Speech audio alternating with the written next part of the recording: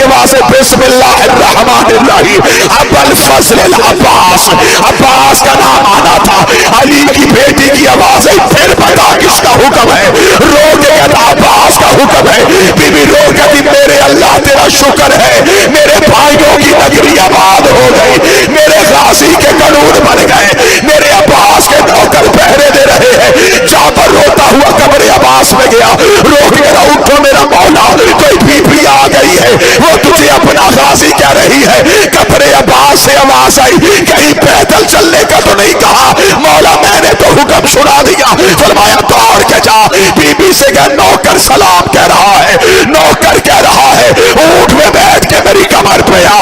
جعفر دوڑا، جا کر بی بی ابھی اونٹ سے نہ اترنا، مجھے نہیں پتا تھا تو زینب ہے۔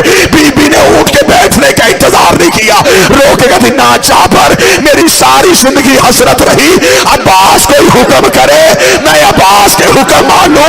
آج پہلی بار کہا بھی تو پیدل چلنے کا کہا، اگر میں شرابیوں کے بازار میں پیدل جا سکتی ہوں۔ ادھر زینب کا پہلا قدم کربلا میں آیا، اکبر کی لاش اٹھی، قاسم کی لاش اٹھی، اما سلام بی بی کسی کی قبر میں نہیں گئی، سیدھی قبر عباس میں آئی۔ رو کر تو نے بلایا میں اونٹ سے نیچے اتر آئی، اب تو قبر سے نکل اور مجھے پہچان کے بتا کیا میں وہی زینب ہوں جس کے برقع کا تو نگران تھا؟